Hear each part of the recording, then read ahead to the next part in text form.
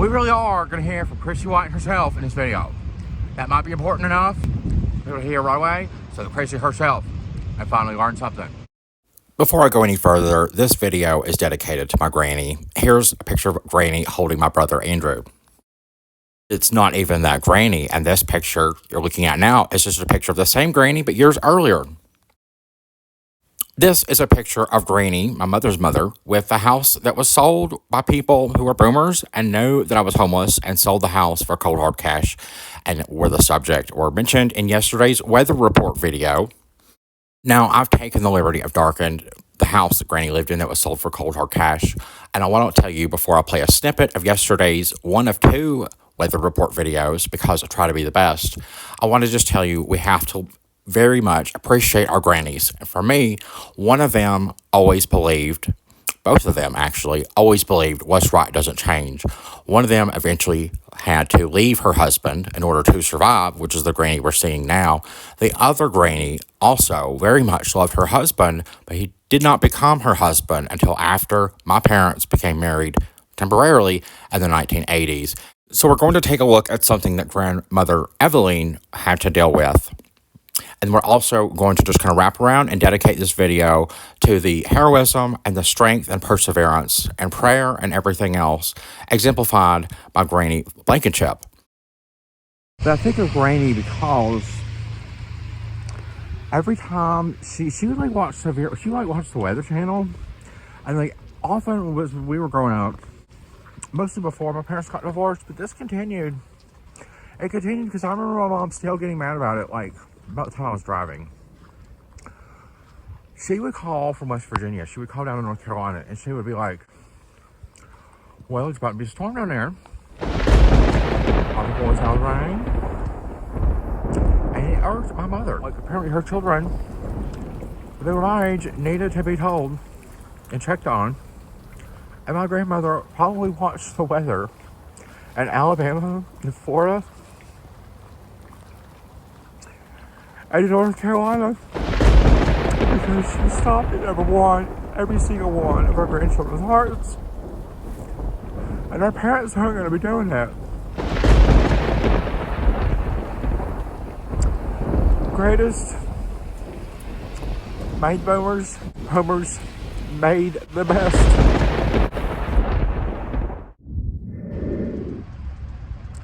Praise the Lord.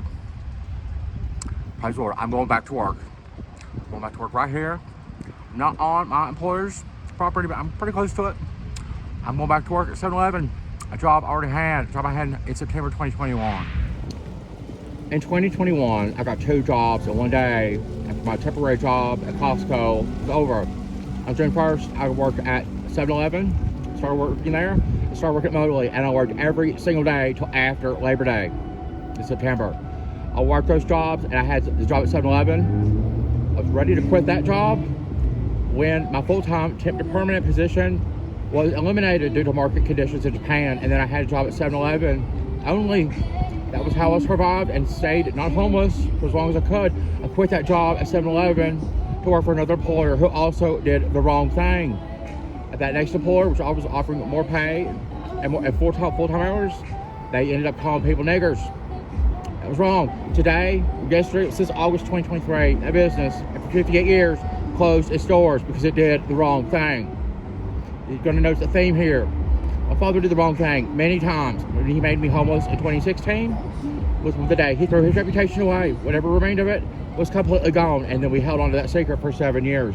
After I defeated homelessness, when my father made me homeless in 2016, I believed in his dream of going to New York City so much that it happened right away. It would not have happened if I was not the leader of his family and believed in that dream like I had never believed in it before. After my dad made me homeless, I believed in his dream like I had never did before because I had to.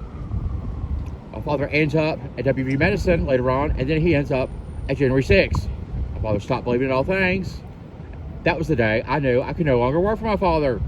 Probably in the description, I'm going to link the actual resignation that I posted on January 21st, 2021, explaining all of my reasons and why I quit then. What you're going to see here is going to be video of me on some other days that demonstrate what I was doing while trying to defeat homelessness. I want the world to see this. People need to know what it was I was doing and trying to do to defeat homelessness. This video, though, is about going back in time, and I think I'm going to call it Dealing with Our Decisions, Part 1. What we're going to do in this video is we're going to take a look. We're going to understand that Nathan has tried very hard and always has. Point blank, just accept that right now. But number two, what we're going to do is we're going to take a look at two people that I knew in life who had what I call temporary cares. They cared about me and they gave me false hope, and they are part of the story of chronic homelessness. For me, they are. They are part of the reason that I have been homeless for now 555 days. I'm going back to work at 7-Eleven, a job I already have before. And I'm going back to work. I'm doing it without a home. I have still a 16 times higher likelihood of death, and that will always remain until I am no longer homeless. And we're gonna hear and see things that we've never heard and seen before, because it's the first time I'm releasing them. We're going to hear from Chrissy White herself, site leader or manager of operations at Dish, a company that brought me to Colorado, never trained me right for that position. There was a COVID shutdown, but it's a company that has done the wrong thing over and over and been sued over and over for hundreds and hundreds and hundreds of millions of dollars multiple times. And now they're doing layoffs. They've announced the third round of layoffs in 2024 alone. Just the other day, we're going to hear and see information about a person named Clinton Fallaway, who I believe was coming to my rescue when I was sleeping outside a grocery store in the very early parts before I even made it to Yale University of being homeless. Through the first 3 weeks of me being homeless, I thought I could have faith in Clinton Fallaway, so I wouldn't have to get to my university and ask them to help, which they didn't either. And there's going to be, I promise, more information on Yale University in the future. There has to be. But I'm also going to hear from another individual who, just like Clinton Fallaway, gave me false hope, cared sometimes a little bit, didn't understand everything, but basically put herself in the very worst position when she said, if you need a hotel room for a month, I can make that happen. Or very, very, very close to those lines. We're going to actually look at Chrissy's exact words, and then we're going to actually hear from Chrissy White at the end of this video. It's important that everyone understand you discriminate against homeless people just because they're homeless, and then you blame homeless people just because they're homeless and they're trying. And then the moment you give us faith that you're going to help us defeat homelessness, and the moment you don't, allow me to make sure this phrase is heard verbatim. The moment you do not do what you say you're going to do to help a homeless person, is why you end up with Nate making a video like this, because it's important. People do not get away with this.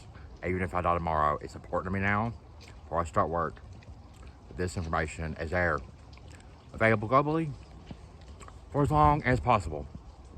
That is not right. There are 3 million more other homeless people in this country. That is more than the population of West Virginia's entire population. Most of the homeless people I know are trying, and they're trying all the time, even when everyone else doesn't believe in them. So this video is for them, and it's also for Chrissy White to just survive forever, and Clinton as well. Before I get started on rolling back the Haynes time, also just want to tell you, things are on the up and up for me. This is the most optimistic time I have had since Chrissy White disappointed me when she misled me about making me believe she could help with the hotel room for a month, and that she actually would, and she never did. I have not only accepted full-time employment right here at 7-Eleven, I was part-time before, now I'm full-time. But I want to tell you that I also got my tax refund, and I might actually be able to upgrade, finally, the phone. Now, I know somebody out there is thinking, well, I would be worried about trying to make sure I had a place to live before getting a new phone. If you've been homeless before, you have to understand I have to deal with the problems right in front of me right now. I do not have enough money in this tax return to get a home. I need the phone and the job to work. And this phone's not working. Not all the time when I need it to. I have to get the phone before I can get a place to live. It's just that way. How important is the phone? It is everything. Is your access to the lifeline? What's going on? Can't believe it. The bus is stuck. That's what we're dealing with today. I'm homeless. It's up 29 degrees here in Denver right now. This is kind of balmy weather compared to what we did go through just a few days ago. When like below zero, like when it's like negative 11 degrees. Hey, I'm homeless.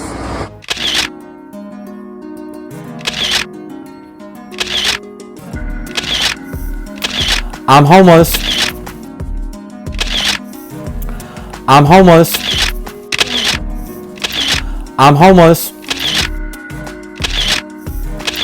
I'm homeless. I'm homeless.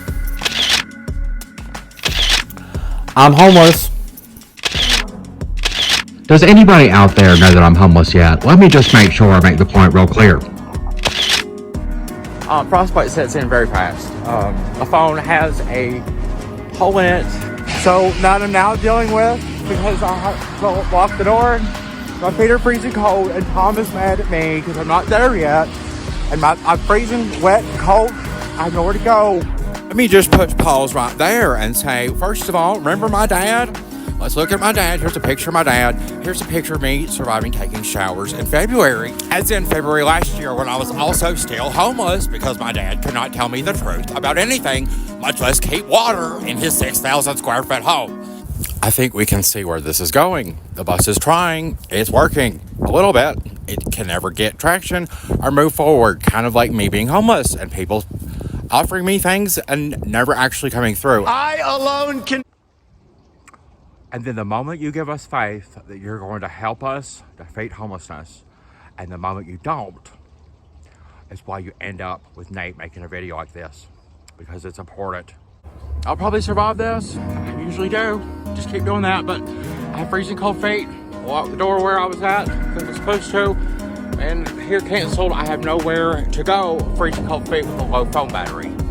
This is gonna live on YouTube forever, even if I don't make it through tomorrow. Freezing cold, wet feet. They're wet, soaking wet.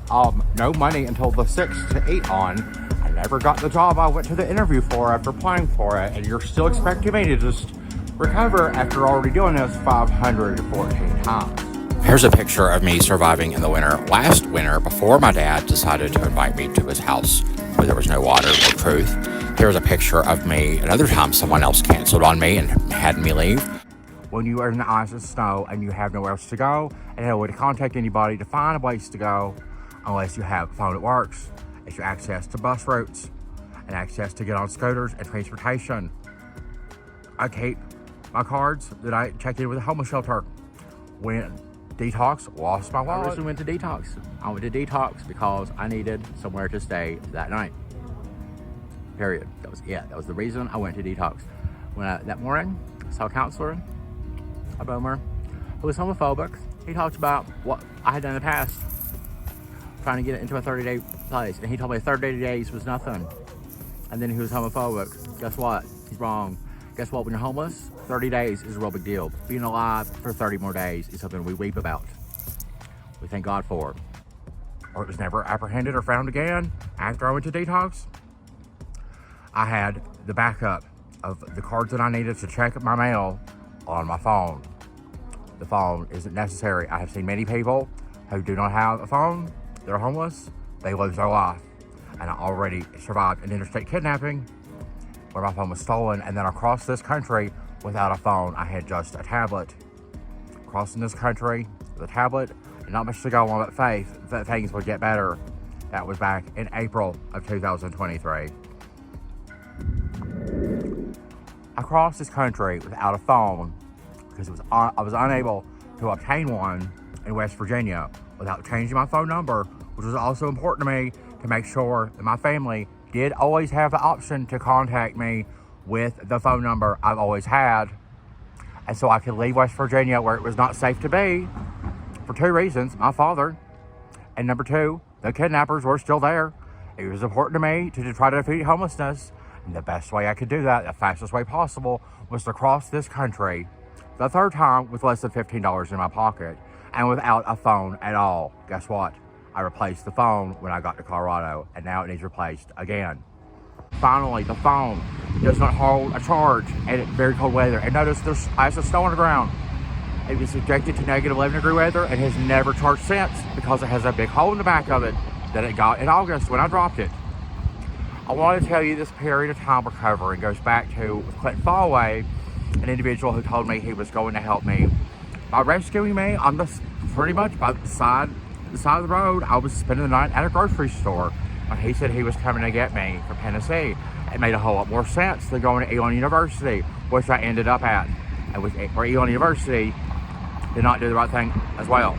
I'd really encourage you to watch the other video I've already produced called The Very Best Free Advice from a Hardworking 2 times Homeless Man. It would really give you perspective into more depth of what I do not cover here. But I'd also like to show you just a snippet of something I created yesterday.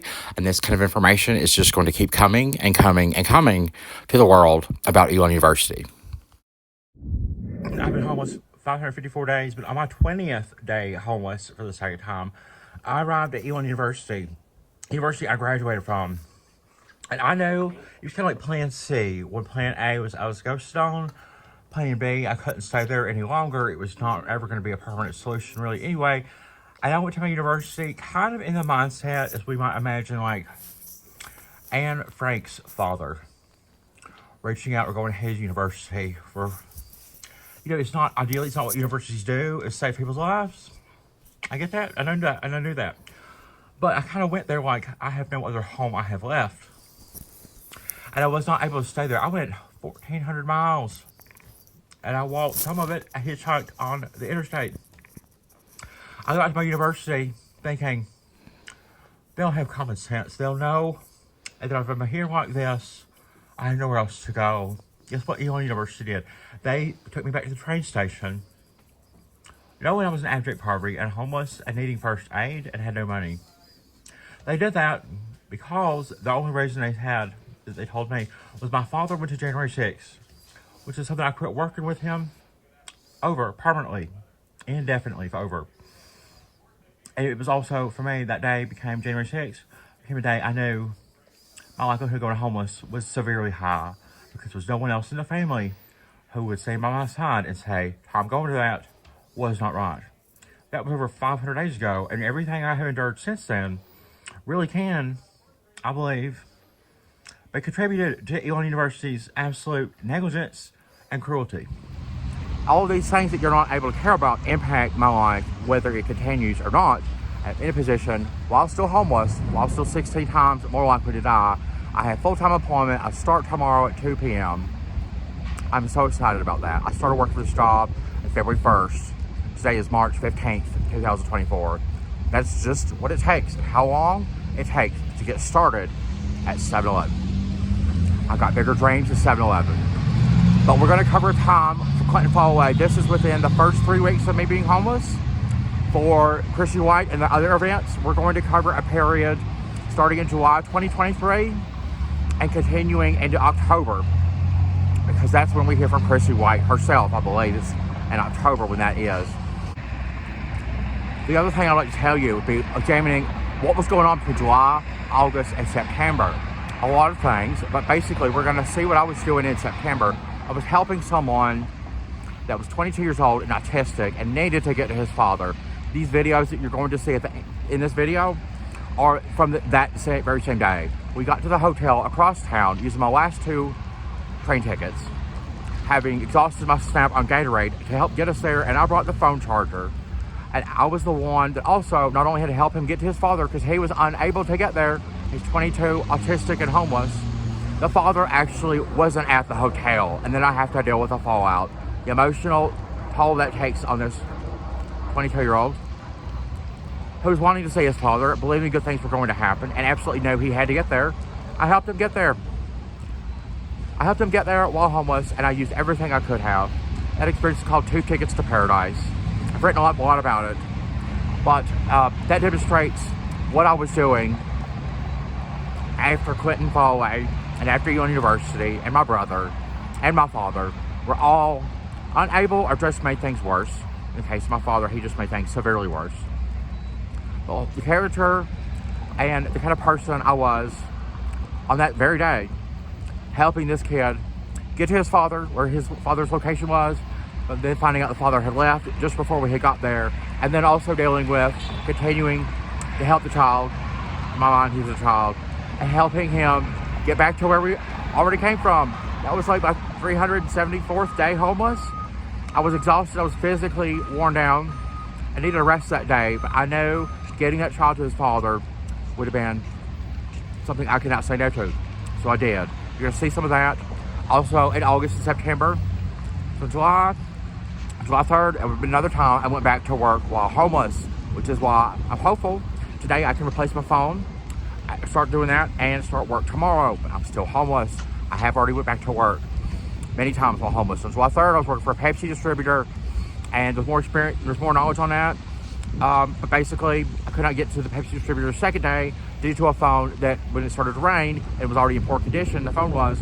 I could not get to the employer, and I had already left the employer at 11:30 p.m. the previous night, having nowhere to go. I then wrecked my bicycle. I'm helping this 22-year-old get somewhere. In August and September, one of the things that happens to me that kind of impedes my ability to try to defeat homelessness anymore is I went to detox because somebody came at me with brass knuckles. I needed a safe place to go, and detox can serve that purpose if you're homeless at zero cost. So I went to detox, and then I was not able to leave detox for about 6 weeks. So nothing can happen beyond finding a 30-day treatment facility. I went to that 30-day treatment facility, and I promptly left it, and here is why. This is not the big focus of the video, but I wanted to tell you why. What was going on with me in August and September of last year. The rehab facility was unable to tell me what time dinner was, who would be preparing it, how it would be made, like it had never happened before. They also had misled me about pursuing a job opportunity, telling me that that was something I could be doing. Once I got there, they told me that was no longer possible, or it would never happen. They also told me there would be housing resources before I went there. When I got there, they told me there's nothing available to you now that you're in rehab that wasn't available to you while you were homeless and on the street, which means lots of wait lists and nothing effective to help stop you from being homeless right away. There was nothing there, so I had zero credibility in the rehab facility. Told the one competent adult I could find there, I think I'd rather leave. And she said, I understand. And then I wrote her a thank you note. Instead of going to a crack house, I went to a lake where I prayed with Jesus Christ, our Lord and Savior.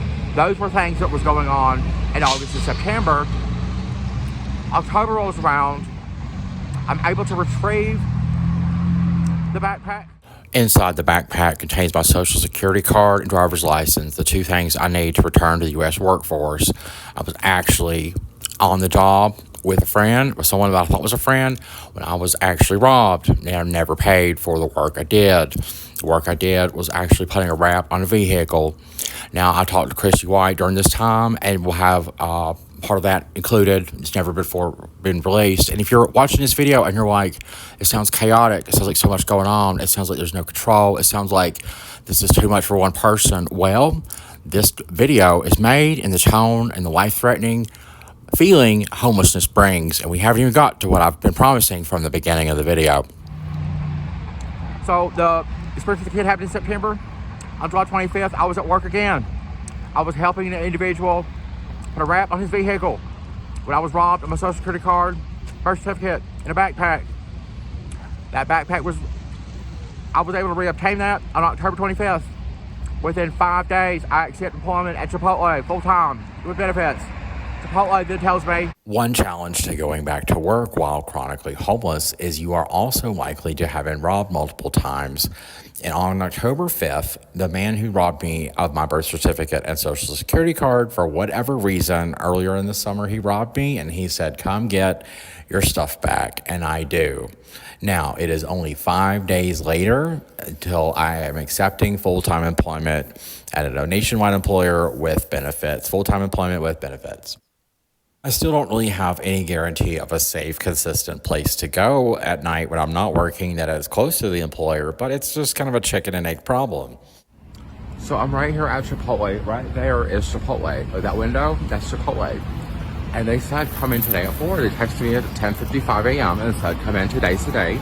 How about 4 to 7? And I was like, I'll be there. I got here. I've got this is my own folder I brought with my stuff in it. And they're like, oh yeah, our cashiers, the person texting the person who offered me the job last week is like, oh yeah, we didn't tell our cashiers that you were coming in. Then I'm just like, well, I mean, you told me to come in, so, let's get started. It's not magic. It's Bob. They said they would make a decision by the end of the day on which of the 3 people to hire temporarily, and then with the offer contingent upon that success being full time. And for time length consideration, I'll just tell you. So actually am not working at Chipotle, nor am I working at Walgreens. What I have done is already pursued new opportunities. I continue onwards ever since this moment, this morning, when I got the knowledge I could start working at 2 p.m., I stopped finally working for employment elsewhere. Not entirely, because there's a bagel shop down here that may have me for the mornings. I've got to get started with 7-Eleven before I can start a second job, also without a home. I have a somewhat safe and reliable place to stay. That is subject to change. I'm still homeless and still 16 times more likely to die. I'm still trying, but right now I'm in a spot where I have the ability to do something that's not life essential, but is important. And it all is important to ensuring the safety and welfare of a 7-year-old child that is surviving my father. Are you exhausted just by watching? Don't make me call you lazy for watching what a homeless person has to do just to get back what they already had, just to get back to work. I didn't go into the interstate kidnapping. I didn't go into health. I didn't go into food. This is just 2 things. Now we're just going to cover Chrissy White first, and then we'll cover Clinton.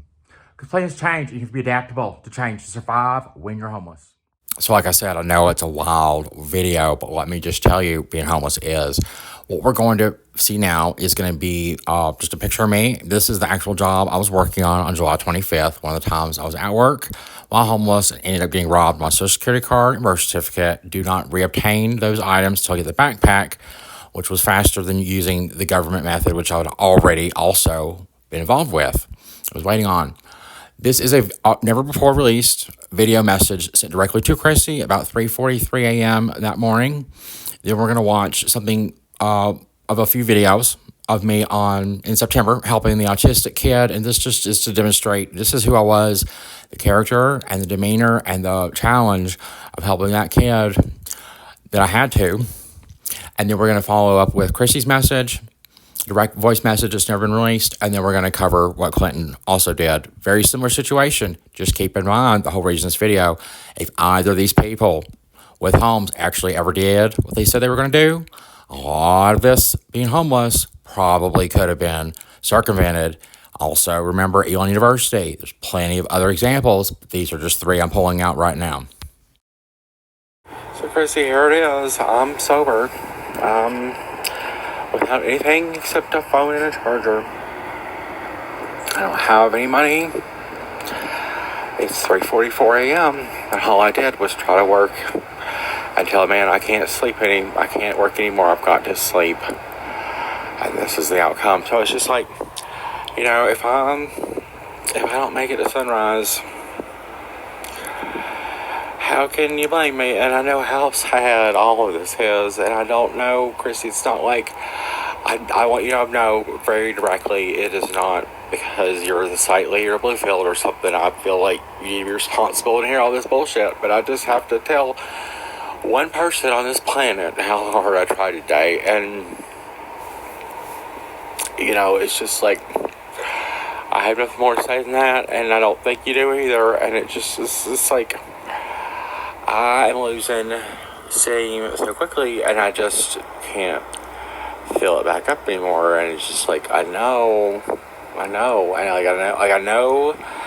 that I know, but I need somebody to care, and I hate to even put you in that position or make you feel like I'm trying to tell you. I just need somebody on this planet to wish that I'm alive bad enough that they actually do something to help.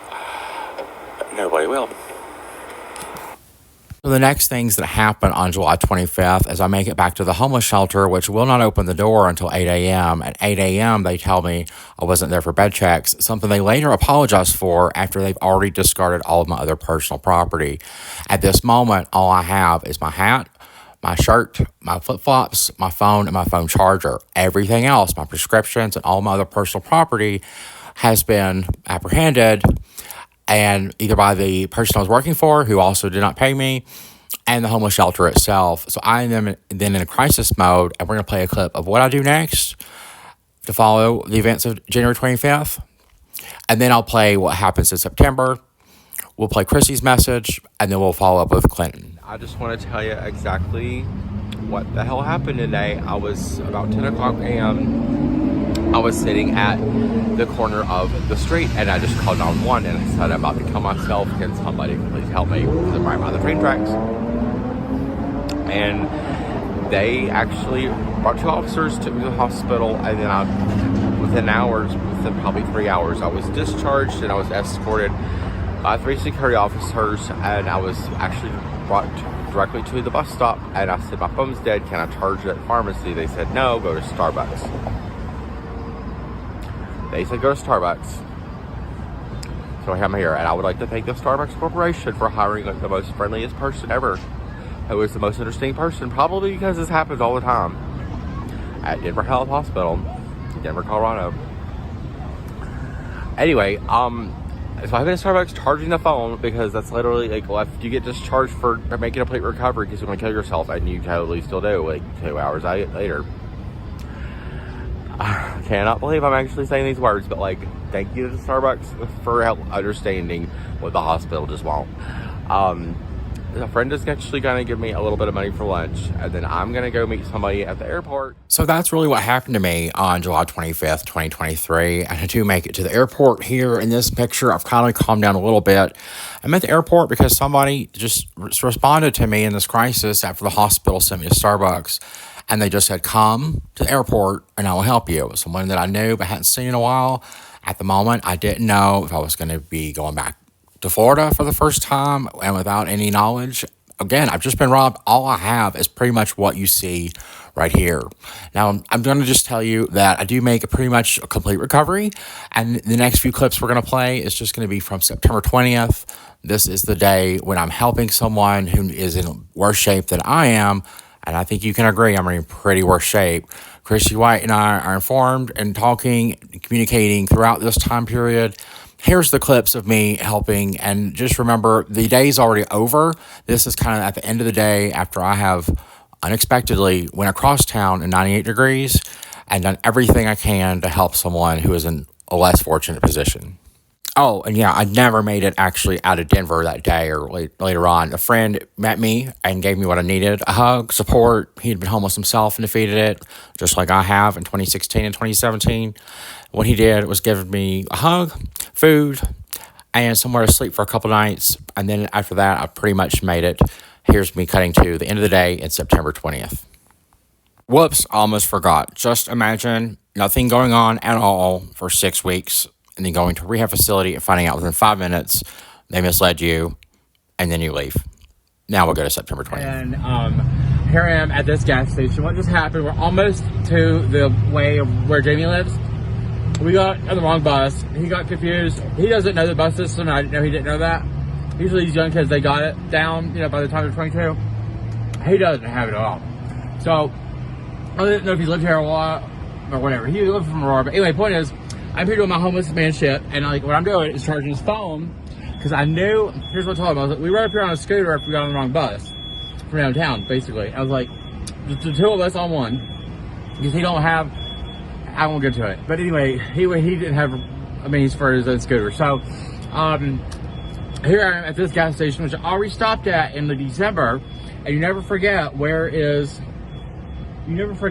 are the outlets. And there's one right behind this cooler, and I never forgot that from 6 months ago, because I'm like a bird flying south or whatever. And here I am with my Powerade. I told him, I was like, we crossed the street a minute ago. I was like, meet me at, I was like, don't keep going. I was like, well, turn around, we're gonna go to this gas station, because the one here doesn't take Snap.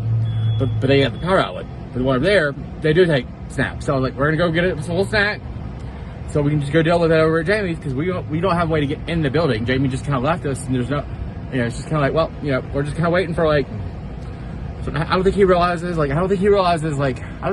was homeless. And I think he was just because the other day I was like, it's been 378 days. I can't run as fast as you. You just have to calm my ass down. And I think he's just I think he just thought me and Jamie were just gonna be instant boyfriends. I was gonna stay over there for a couple days, I'm gonna join. I'm like, no, there ain't really nowhere else for me to go, bud. Like, that's why I'm here. And he's just now catching on that, and he just left me because I talked to him, I just explained that the way I explained it to you. Probably not too southern.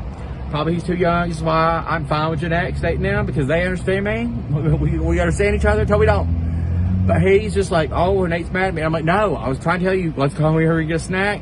Come over here and charge, because I know when I get over there, I need to have a battery left to stop the scooter, or I mean overcharge, and I don't have any scooters, and it's just like, I need $50 again. Like, it's just one of them things. I've already been doing this minute, and he's just like, he's freaking out, and I'm just like, well, I know you're freaking out, but I need you to cooperate with me so I can get you home safe to Jamie's.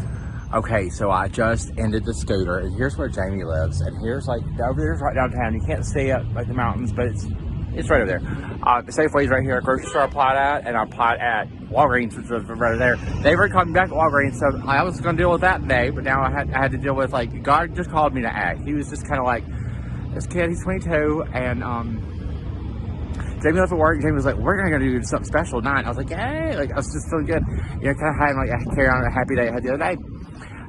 But this kid, he was just like, and I thought about what was I like when I was 22, and I was like, well, I was dating my grown-ass man when I still love Stevie, that Devin now looks like, and breaking up with him, getting over that, and doing him internships and stuff. But he never went to college, and he just didn't have the same way. I mean, I got shitty parents, but they were not shitty for a little bit, for the first 10 years. But anyway, moving along, he's just like, I need directions to the station he's going to. And he was like, I'm going to go see my dad. And I was like, you're going? And he was like, yes. And I was like, but he started giving directions, and I don't know where he is with his understanding of all that. He comes back in 15 minutes, and he's just like, I need you to go with me. And I'm like, okay, I get it. I get that he really needs me to go with him. And so the whole, we pretty get up and go right away, because he's like, this is urgent. We got to go right now. And I'm just like, okay. So, I'm going to be the fool bringing somebody's son back to them. And it's just kind of like that weird exchange where I'm like, well, I ain't a dirtbag. He is 22, one thing. I'm 36. So this is normal, me be dating my second boyfriend, Jeremy, but I'll hold her out over there. I'm just writing that first post, and I'm just like, dude, I don't know what's gonna happen when we go over there. I didn't even know for sure if it was gonna be his real dad. I thought he'd just be, a nasty old man. And because Jamie found him from somebody basically 2 months ago, and he just been sitting here, kind of doing nothing. I was like, what I'm afraid of right now is Jamie's gonna get home, and he's got to be man enough to deal with him, and man enough to where I can decompress, and he can just still. Side note, as I walk into the back door to see if I can get in there, because somehow the kid made it in, and he's just kind of pouting, crying. I get it. I'm not mad at the kid. He's 22 and he's homeless, so he's got it harder than me. But the point is, this garbage is a dumpster about that. Point is, I know I don't look good. I know that. I'm aware of that. But here's the thing, okay? Jamie is one helping. Most people, all the people to help, it's just we tried the homeless shelter, and I ain't ready to go off to the Shriner's Nest or whatever, one floor of the coop. I ain't ready to go off to that part yet. And if I can make it work with Jamie and Walgreens, I'm going to. And if I can't, I'm going to go find somewhere. I'm just not, if I could eat enough food and not have to go 23 miles in 3 days on my 2 feet, I wouldn't look as bad. But people don't care. But what I care about, how I acted today, how I wrote today, is what's on the inside that truly matters, not these hard lines around my eyes. So I'm dealing with it just fine. But trust, I know. Jamie actually really was strong that day, and I was able to actually get a job through Jamie's connections, but I actually have to leave that job because the precipice of violence is so high. What I want to show is this picture of me on the very same day. It's not a really awful video we just watched. This is actually me just a few hours earlier at the hotel, trying to help the boy find his father, finding out the father had left the motel minutes before we got there. It was a very hard day. Now let's just jump to October 18th. This is when Chrissy White, this is her voice message, and then I'll show you the exact the word message that she sent me. Pretty much made me feel like I was with hope and that things would be avoided. This whole entire crazy life may be coming to an end because I would have, I thought the promise of a place to stay and a hotel room for 30 days would probably lift me out of homelessness. Nathan, I'm just going to tell you that when you say to me that I have good intent when I say things to you, then you clearly know that I have good intent. And when I say that I tell you it's the company you keep, I told you that because I said I used to reference that to my brother. So you have talked bad about me. You've talked bad about me to Tamika, and that's okay. You've talked bad about me to me when you tell me that I'm not a Christian because I'm not willing to pay $2,000 or $1,000 or whatever to get you a room for a month. I'm sorry, I can't. I've got things all around me that I'm trying to support and keep afloat. I will however, do what I told Tamika yesterday that I'm willing to do. And that's because I said I would do it. And that's because of who I am. I can't be responsible for you, Nate. I hate it. I really do. I do wish you the best. I do not wish anything bad on you. But I can't. I'm not responsible for you. So I'm not a bad person if I can't give you what you think I'm supposed to. You're not family to me, which doesn't mean anything. I would help anybody who needs it if I'm able to. And I have helped you where I've been able to. But to treat people the way that you're treating me right now because I can't do what you want me to do is not right. It's not. And it is hurtful. And I get my hurtful may not be anywhere close to your hurtful, but it's still mine. And it's still not fair to me. That's it. I will do what I said that I will do with Tamika. I will communicate it to her whenever she says, hey, let's move. I will still do that. And I wish you nothing but the best, Nate. But I don't need this. I know you're going to say whatever. Well, I don't need what I need. And what's going on? You don't. You don't. But I don't. Here is the exact word-for-word message Chrissy sent me, and I'm bringing this up because it just feels like she was a leader and someone I confided in, someone that I think did care about me, and the only way I can infer this message, if you want to pause and read it, it just appears, I assume, Chrissy White did consider herself a Christian. I'm really bewildered.